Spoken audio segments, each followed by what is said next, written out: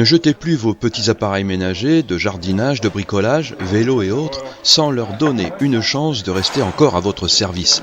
C'est un peu le message de la CCHF qui a mis en place un Repair Café itinérant. C'est mon vélo. Et qu'est-ce qu'il a ? Les freins qui collaient aux pneus et il fait un boucan d'enfer. Petit bruit de claquement, frein qui touche, et on a bougé quelques vis et c'était reparti. L'idée c'est ça, c'est de faire de la petite réparation, pas forcément de faire des choses trop complexes.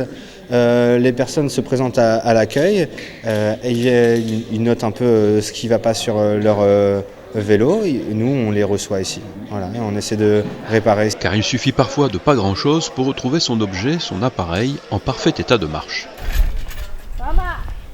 J'ai un lave-vitre, Karcher et un plongeur pour faire ma soupe.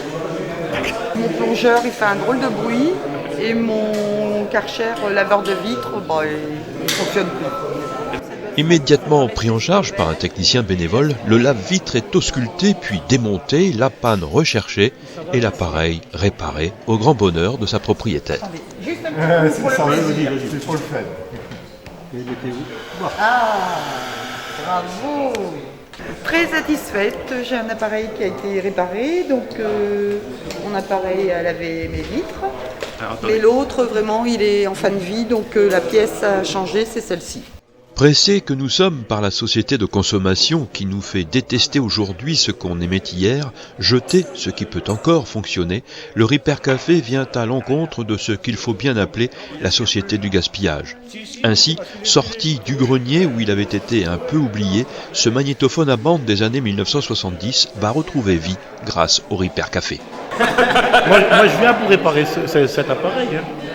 Alors, un magnéto à bande. Oui, j'ai vu qu'il y avait Repair Café sur le journal La Voix du Nord et je suis venu voir. Voilà. C'est la première fois que vous venez dans un Repair Café. C'est la première fois que je viens dans un... On va voir ce qu'on peut faire. On ne peut pas tout réparer, mais on ne peut pas tout jeter non plus. Ah, voilà. Ah bah il tourne. Ouais, mais ça n'a pas été bonne courroie. Alors, le magnéto. Je vais commander les courroies et puis je retourne dans un mois à Bouquet.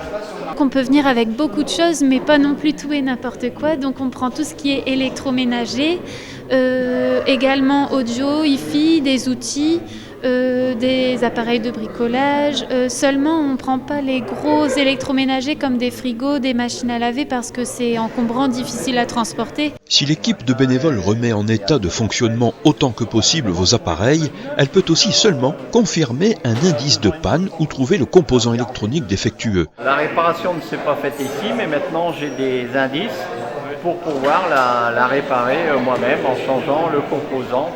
Et vous êtes donc satisfait?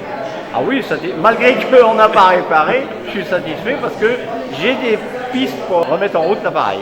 Super. Les gens qui souhaitent venir au Repair Café sont libres de venir à l'heure qu'ils veulent, donc aux horaires indiqués entre 15h et 19h.